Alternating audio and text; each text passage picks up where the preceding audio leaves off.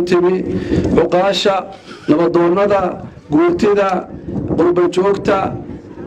gabdhaha sharafta leh dhalinyarada ciidamada iyo saxaafadda iyo dhammaan ka soo qaybgalayaasha waxaan idinku salaamayaa salaanta islaamka assalaamu calaykum waraxmatullaahi wabarakaatuh salaan kadib waxay noo soo koobay ujeedadii iyo nidaamkii shirku lahaa guddoomiyaha waxaan rabaa inaan ku daro oo keliya walaalayaal shirkan wuxuu ahaa shir degdeg ah oo in allaalintii iska gaari karaysay dadka ummadda mandaqadan ku nool u dhaxaysa gobolka bari iyo magaalada boosaaso iyo magaalada ceergaabo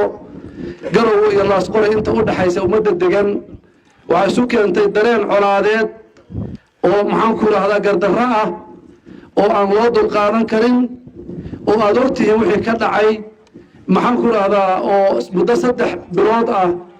ka socday maxaan ku idhaahdaa maamulka gobollada waqooyi ama maamulka uu hogaamiyo ninka la yidhaahdo biixi arrintaasaad ogtihiin walaalayaal nabadayn badan baa lagu dayey ilaa guurti baa u tagtay ceergaabo waxaa loogu tegey halkaa ummaddii halkaa matelaysay dowladda waa loo tegey waxaa laga codsaday ciidamadooda soo galay gobolka inay kala baxaan dhulkana nabad loo daayo sida aad ogtihiin dadkani waxay ku joogeen muddo 30 sano ah nabadgelyadii ka dhacday gobolka ceergaabo oo ay dhigteen maxaan ku idhaahdaa ummadda halkaa degan beelahaasi nabadgelyadii ay kala saxeexdeen ayay 30 sano ku nagaayeen oo meesha ku joogeen waxaa moodaa cid kale garan mayno oo aanu la gallay nabadgelyo oo aanu la gallay maamul oo talo naga dhexaysay oo mabda naga dhaxeeyay ummadda 30 sano aan dariska ahayn oo walaalaha ahayn maamulka Hargeysa waxa moodaa inuu ku keenay fadqalalo arintaasaa dadkan kicisay waana ogtiin wixii ka dhacay oo saameynteedii markii la soo noqdo nabadgelyo aan ku kala nimi oo ahayd ciidankooda inay la baxaan gardaradii iyo dhibtii ka dhacday dabala xagare oo dadna ku dhintay dadna ku dhaawacmay guryana lagu gubay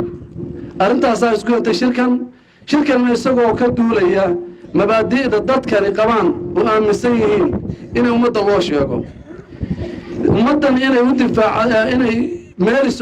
u midowdo maxaan ku idhaahdaa waddankooda karaamadooda dalkooda iyo jiritaankooda inaan lagu soo duuli karin in loo midoobo iyo in cid kasta oo dani ka dhaxayso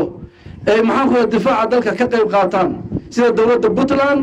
iyo cid kasta oo maxaan ku idhaahdaa ummadda tani ay wax la dhisatay intaas iyo in la mid ah buu ku kooban yahay waxaa jirta shirweyne weyn oo la isugu iman doono insha Allah dadkan mandaqadan joogo oo isimadii dalka loogu yeeri doono shirkan cuqaal baa hogaaminaysa isma shaqo kuma leh waxa iman doona shirki weynaa oo isimada hogaaminayeen oo dal iyo dibadba la rabo oo rag iyo dumarba loogu yeeri doono oo insha Allah wixii dhiman lagaga arrin doono insha Allah bayaanka leeno ku sheegi doona wixii aan garanay insha Allah wala inaan fici doonaan waxaan rabaa inaan ku soo koobo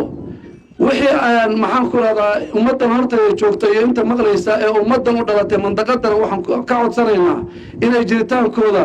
iyo karaamadooda iyo ciskooda iyo sharaftooda inay meel uga soo wada jeedsadaan oo ilaaliyaan aad baa u mahadsantihiin salaamu calaykum waraxmatullaahi wabarakaatuh